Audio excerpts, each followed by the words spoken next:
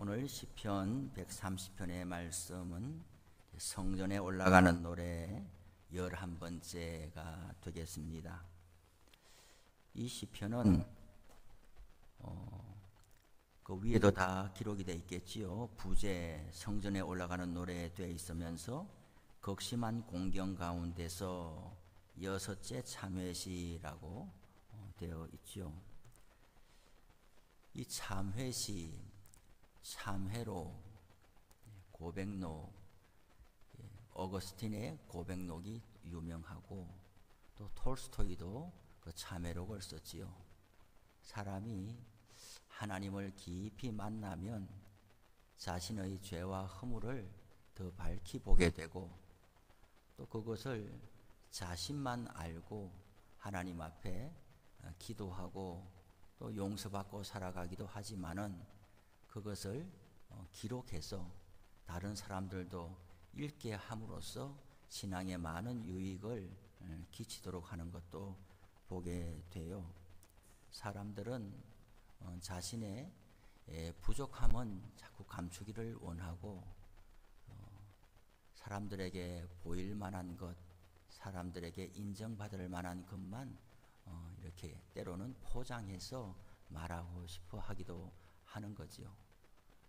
하지만은 사람의 진실로 마음의 감동을 받고 또 깨우침을 받는 것은 사람의 그 허물과 죄악 가운데서 어떻게 사람이 일어서게 되었고 새 사람이 되었는가, 그 깊은 곳에서 어떻게 헤어나왔는가 하는 것을 보고 들을 때에 사람이 더 희망을 갖게 되고 하나님 앞으로 더 가까이 가게 되는 것입니다.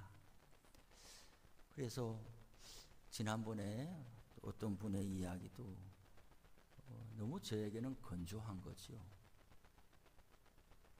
여러분, 저는 한 번도 낙심한 적이 없어요. 왜 낙심합니까? 하나님이 계신데 나는 한 번도 절망한 적이 없어요. 이렇게 설교를 시작하고 또 부흥 집회를 인도하는 곳에 갔다가 제가 거기에 계속 있어야 되느냐 하는 마음을 갖게 되었어요. 사실이 아니거든요. 사실이 아니거든요.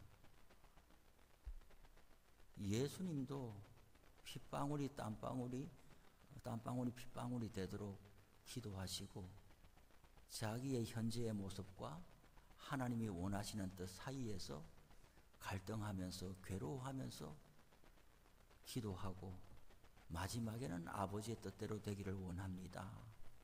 그런 모습을 보여주셨는데 사람이 예수님보다 완전할 수가 없고 사람은 부족한 인생이기 때문에 그 부족함을 통하여 하나님을 만나게 되는데 도식적으로 1 더하기 1은 2, 2 더하기 2는 4. 예수 믿으면 걱정이 없어야 됩니다. 예수 믿으면 절망하지 않아야 됩니다. 예수 믿으면 이렇습니다. 그런 모습이 있으면 신앙 없습니다. 오늘 저녁에 뭐 이렇게 해가면서 이야기하는 것을 볼 때 도대체 무슨 말씀을 하려고 저렇게 긴 서론을 말하나? 혹시 저분의 개인의 일생과 삶을 아는 사람이 여기 친구들이 있는 건 아닌가? 또 이 방송이 다 나가게 될 텐데 어떻게 저렇게 자신 있는 모습으로 사람들을 고면할 수 있나? 그렇게 했어요. 그 설교자가 참으로 우리는 신중하고 우리는 자신의 이야기를 통해서 하나님 앞으로 사람들을 이끌어들이는 몫을 감당하는 것이지 나는 여 위에 올라와 있으니까 여러분들도 나처럼 하세요. 이런 사람은 있을 수가 없거든요. 또 예전에도 한번 제가 전임 전도사 할 때 아주 목회를 거의 마무리하는 그런 때에 목사님을 한번 모셔서 은혜로운 말씀을 듣게 됐는데 그분도 오셔가지고 상당히 책망하는 설교를 이렇게 하시면서 나는 평생 이렇게 살았는데 다 됩디다, 다 돼요 이래 하면서 듣는 우리들에는 그렇지 못한 사람들이 많잖아요. 들으면서 나는 믿음이 없나, 나는 죄가 많나, 나는 왜 저분처럼 인생을 살지 못했나? 그런 무거운 마음을 가지고 예배를 마치게 되었거든요. 그런데 예배를 마치니까 그분을 잘 아는 분이 그 예배에 참석했던 거예요. 그럼 사실은 말씀이 그러잖아요. 저분의 목사님이 설교는 저렇게 반듯하게 하셔도 평생 안고 가야 되는 그 장애 아이가 있어가지고 그 괴로운 세월들을 우리는 다 알고 있습니다. 얼마나 개인적으로 큰 슬픔과 아픔 가운데서 죽어야 끝나는 이런 아픔과 슬픔을 지니고 살아가는데 그런 것을 다 감추고 예수 믿으면 정말 좋은 세상이 열리는 것 같은 그런 이야기만 계속 해오시니까 아는 분들이 더 실족하더라 이 말이죠. 시편에도 얼마나 많은 말씀이 있어요.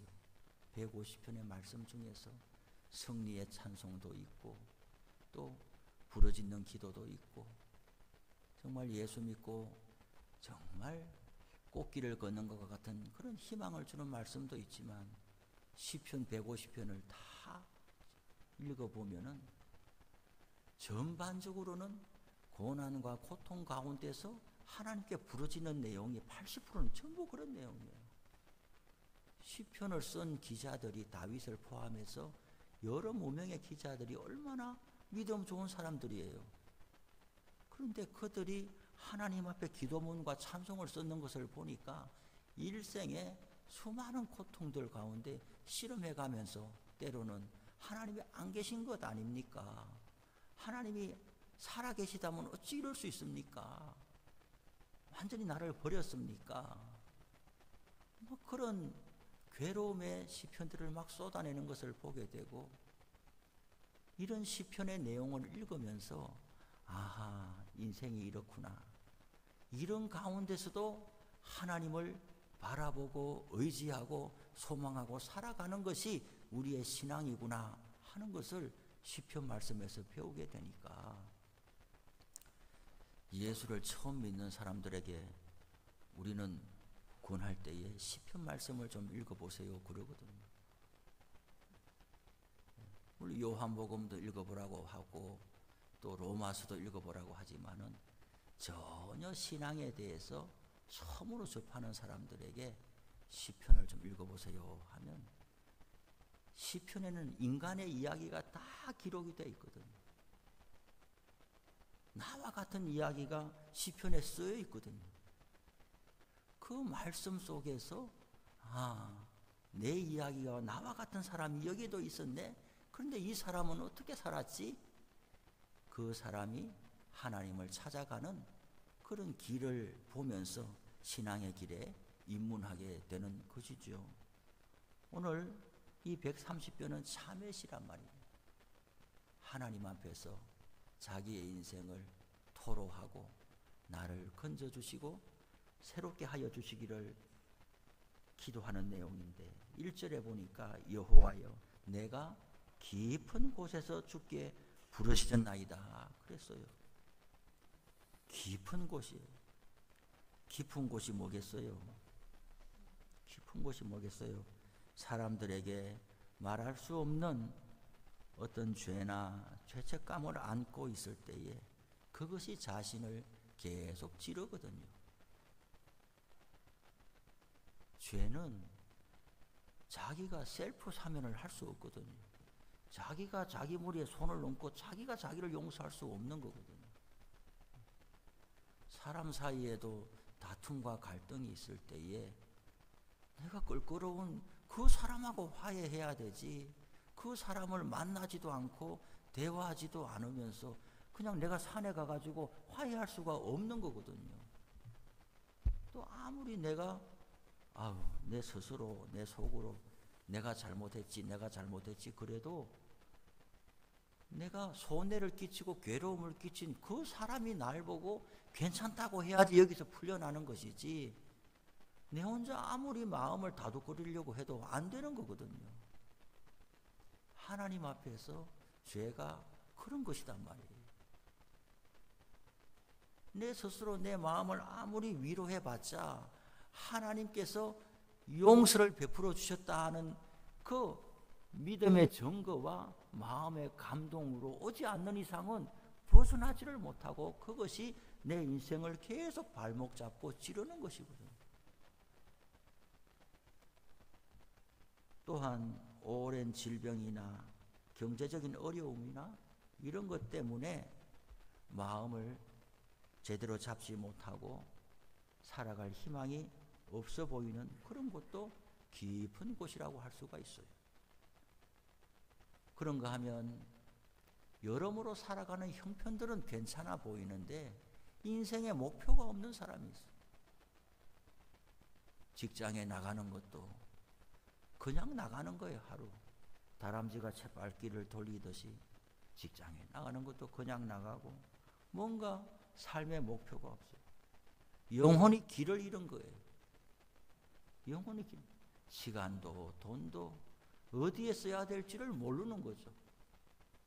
정말 바람에 나는 겨와 같이 정처 없이 일생을 살기는 사는데 어떻게 왜 사는지 목표가 없이 방황하는 인생들도 깊은 곳에 빠졌다고 볼 수가 있는 거예요. 내가 깊은 곳에서 주께 부르짖었나이다 그랬어요. 주여 내 소리를 들으시며 나의 부르짖는 소리에 귀를 기울이소서.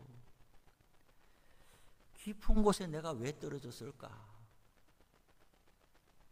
우리 사람들은 그 근본 원인을 잘 찾지를 못하고 지금 괴로움을 당하고 있는 여기에서 벗어나기를 힘쓰고 애쓰죠. 그런데 우리 믿는 사람들은 이 지점이 바로 세상 사람들과 다른 지점이고 갈라지는 지점인 거죠. 세상 사람들은 누구 탓하기에 바쁜 거예요. 뭐가 잘못되면 누구 탓하기에 바쁜 거예요. 너 때문에 이렇고 너 때문에 이렇고 내가 인생이 안 풀리는 것도 뭐 때문에 그렇고 환경 때문에 그렇고 이렇게 돼요. 그러나 믿는 사람들은 뭘 보느냐? 3절에 여호와여 주께서 죄악을 지켜보실진대 주여 누가 서리이까? 내가 깊은 곳에 떨어져서 지금 괴로움을 당하는 것이 하나님 앞에서 내가 죄가 가득하고 회개하지 않는 죄가 가득해서 내가 깊은 곳에 떨어진 것이 아닌가. 이 자신을 성찰하는 기도를 하는 것이 세상과 다르다는 거예요. 세상 사람들은 하나님을 믿지 않기 때문에 하나님 앞에서 내 모습이 어떠냐 이런 생각 자체가 없는 거예요. 우리는 이 죄의 문제가 우리의 일생을 발목 잡는 것이죠. 죄가 해결되지 않은 상태에서는 기쁨도 없고 만족도 없고 불안과 두려움이 가득한 것이죠. 주께서 죄악을 지켜보시려고 하면은 누가 주님 앞에 설 수가 있겠습니까? 하나님께서 나의 부족함과 연약함을 헤아려 주시고 나를 용서하여 주시기를 바랍니다. 세상에 어느 누가 하나님의 현미경 앞에 서게 될 때에 나는 어렵다고 할 수 있는 사람이 누가 있겠습니까? 그런데 하나님은 우리의 죄를 덜추어내시려고 하시는 것이 아니라 용서하시려고 하는 분이기 때문에 하나님 앞에 우리가 나아가고 엎드리는 것이 사는 길이다 이 말이죠. 저는 이 자전거 이 비유, 자동차 비유를 제가 경험했기 때문에 늘 그것을 말할 때마다 저에게는 새로운 힘을 주는 거예요. 운전을 처음 배울 때 교회 봉고차를 가지고 배우다가 전봇대에 붙어버린 거 아니겠어요? 코너를 돌다가 분명히 멀찌감치 돌렸는데 그 봉고차가 전봇대에 붙어버렸어요. 지직 소리를 내면서. 어떻게 해야 되겠어요? 이 전봇대가 붙었는데 반대 방향으로 핸들을 감으면서 후진을 하거나 직진을 하면 차는 계속 망가집니다. 저는 운전을 이제 배우니까 그러고 싶은 거예요. 빨리 이거 타고 떨어지고 싶은 거예요. 그런데 저에게 이제 가르쳐줬던 교회 형님이 그랬어요. 핸들을 전봇대 쪽으로 힘껏 감으라고. 그러면 차가 더 부서지지 않겠냐고. 힘껏 감아가지고 후진하라고. 힘껏 감아서 후진하니까 희한하게 전봇대하고 차하고 떨어지는 거예요. 떨어지는 거. 이거는 안 해본 사람은 몰라요. 아마 우리 중에 운전을 못하는 사람이 있다면 상식적으로 이해할 수 없는 거예요. 내가 이거 타고 떨어지려고 애를 써야 떨어지지, 여기에 더 붙어버리면 차가 더 망가지지 싶은데 거기에 완전히 붙어버려야 차가 떨어지는 거예요.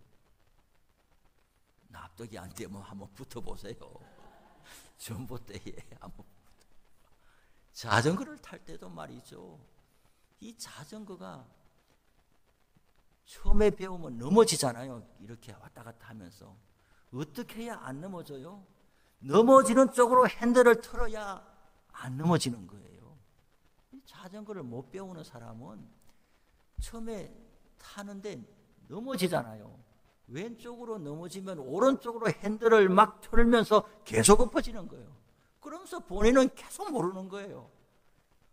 왜 내 계산이 맞는데 오른쪽으로 넘어지니까 왼쪽으로 핸들을 틀면서 일어서려고 해야지 벗어나는데 그걸 할 때마다 계속 엎어지거든요. 그런데 자전거를 타는 사람을 보니까 왔다 갔다 하면서 핸들이 오른쪽으로 넘어질 것 같으면 오른쪽으로 넘어지는 쪽으로 핸들을 돌리면은 쫙 이렇게 해서 그것이 바로 이렇게 가거든요. 생각하고 전혀 다른 거거든요. 저는 자전거도 그렇게 배웠고, 제가 운동신경이 좀 둔하다 보니까 집에 자전거도 없는 걸 친구 자전거를 빌려가지고 운동장, 중학교 운동장이 얼마나 큽니까? 이쪽 모서리에서 저 모서리까지 가는데 핸들을 털지 못해가지고 그 긴 거리를 가가지고 거기 그 구렁텅이에 빠진 것 아니겠어요? 자전거하고 멈추지를 못해가지고 그리고 계속해서 넘어지고 브레이크를 잡고서 핸들을 계속 밟아가지고 또 자전거 망가뜨리고 뭐 이렇게 경험적으로 배워봤기 때문에 이걸 신앙과 연관시켜 볼 때에 내가 무슨 깊은 곳에 떨어졌다라고 할 때에 여기서 벗어나려고 내 생각과 계산으로 아무리 움직여봐도 떨어져 나가지를 않고 괴로움만 더해지는 것이거든요.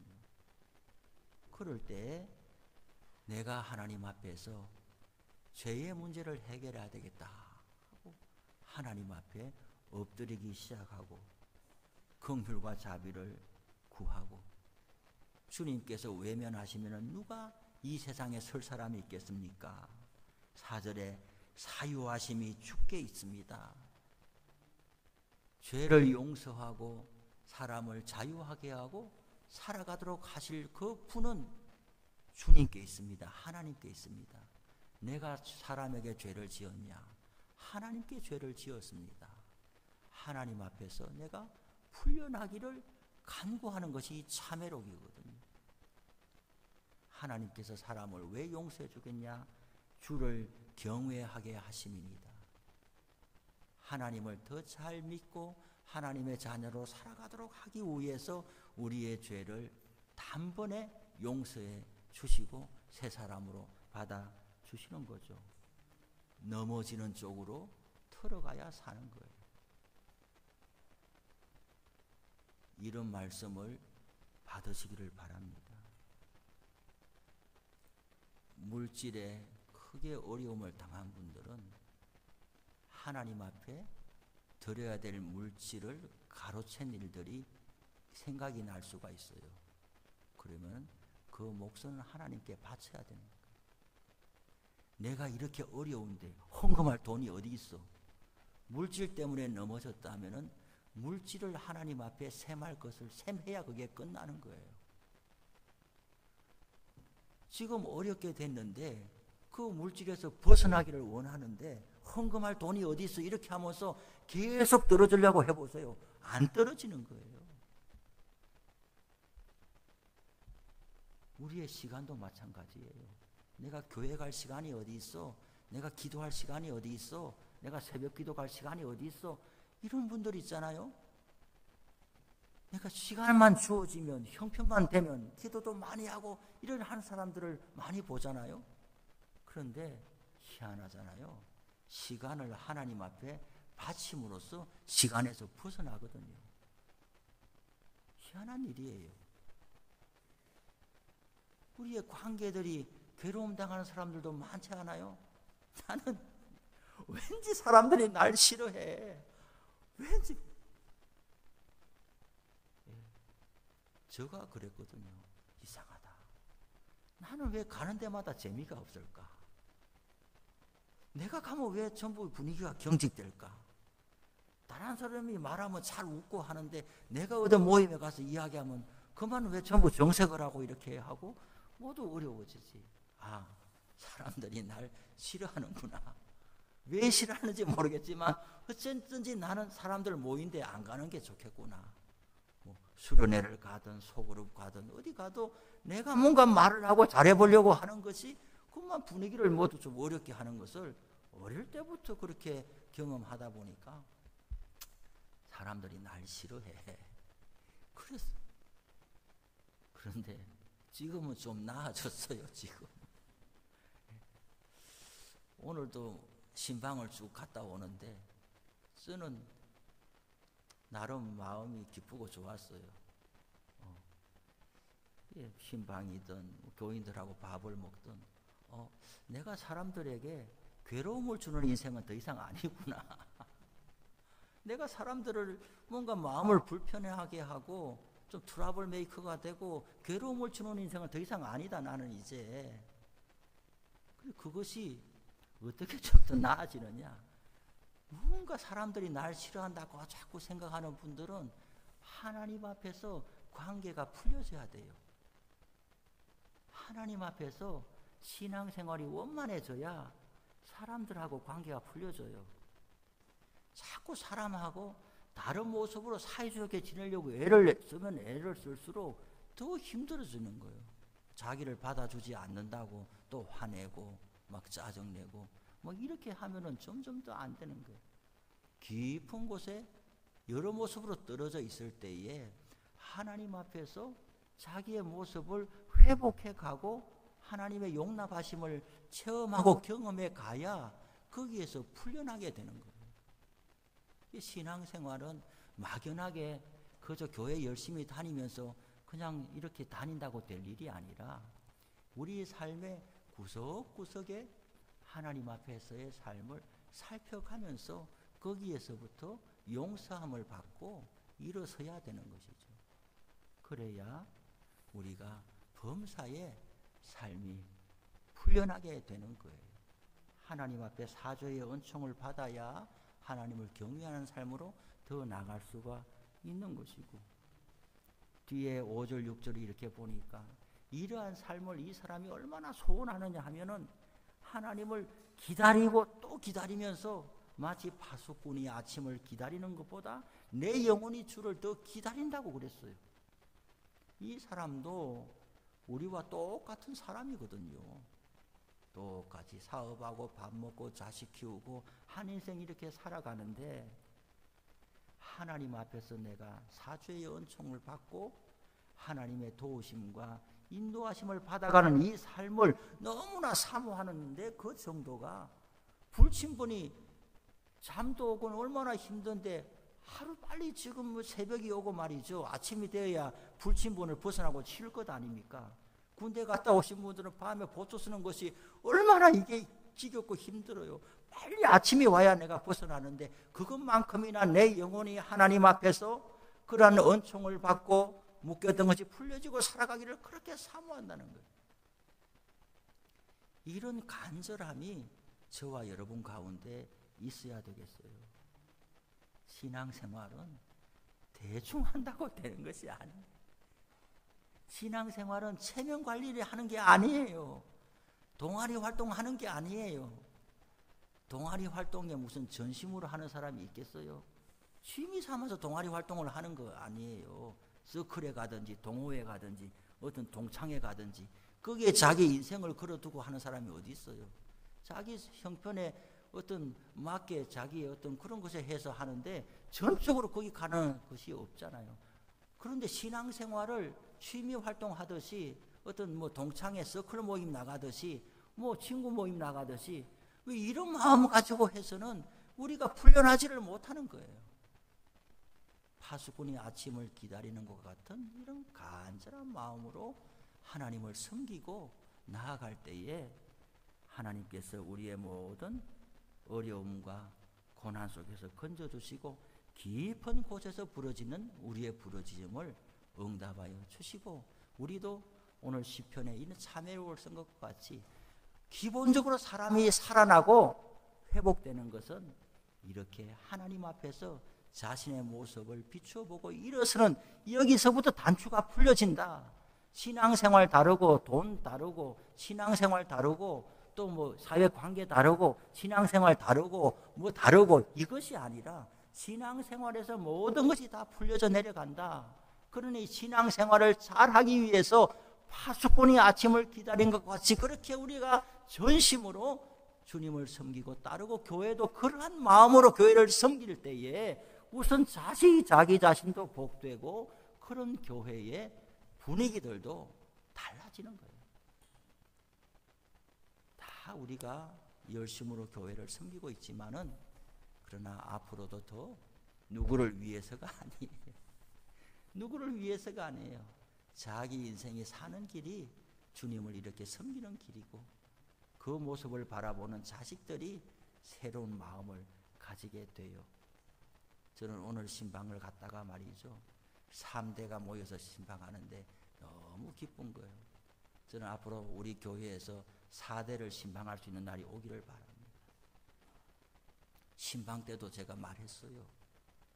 제가 부목사로 있을 때 신방을 간 목사님 우리 집에 신방 좀 오세요. 그래서 갔더니 4대가 모여 있는데 말이죠.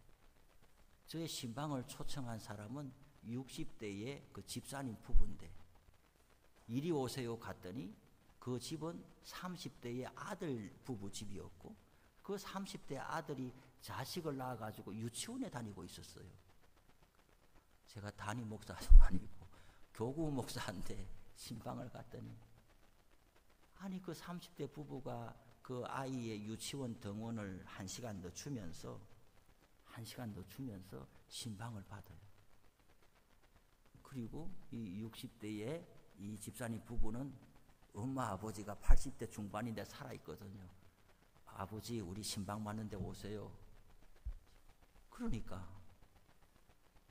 이 손자 5살 6살 손자 입장에서 정조 할아버지를 모시고 4대가 모여서 예배를 드리는데 너무 그 진지함이 있어요. 그래서 저는 이 교회 아직 우리가 뭐 대신방도 안 돌았고 하지만은 뭐 무슨 이사 신방이든지 뭔 신방이든지 간에 제가 오늘 3대는 만나봤으니 4대를 신방하는 날이 속히 오기를 바랍니다.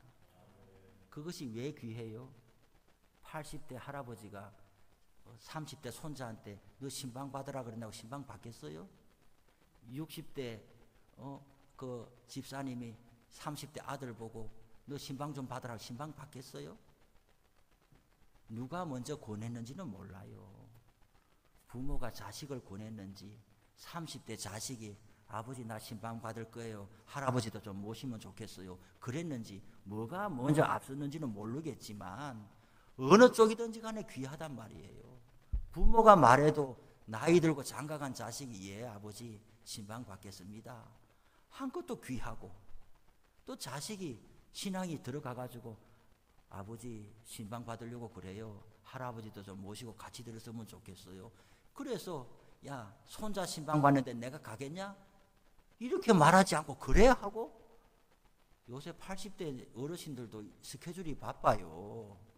시간 없는 한량이 아니에요. 다 시간이 바빠요. 아이고야 뭐 손자 일까지 내가 간섭해야 되냐? 이렇게 하면서 별로 이렇게 신중하게 안 들을 수도 있잖아요. 그런데 다 귀담아 듣고 4대가 모여가지고 그 아침에 신방 예배 다 드리고 이제 기도하고 나니까 30대 그 이제 젊은 부부가 이제 우리 애 유치원 등원시키고 오겠습니다 하면서 가는 것을 보니 너무나 기쁘더란 말이죠. 신앙이 가정에서도 3대, 4대 이런 그 꿈을 좀 가지시란 말이죠. 그래서 우리가 하나님 앞에 살아가는 것이 내 신앙만이 아니라 보여주는 것도 있는 거예요. 보고 들어야 배우지. 내가 보여주고 들려주는 게 없는데 신앙생활 좀 잘해라라고 하면 장성한 아이들을 그렇게 해서 말을 들을 수가 없어요. 깊은 곳에 떨어지는 일들이 있어도 하나님 앞에서 매듭을 풀어나가고 이러한 모습을 우리도 경험하고 때로는 보여줄 필요도 있는 거예요. 이 말씀을 붙잡고 오늘 저녁에 기도하기를 바랍니다. 찬송합시다. 찬송.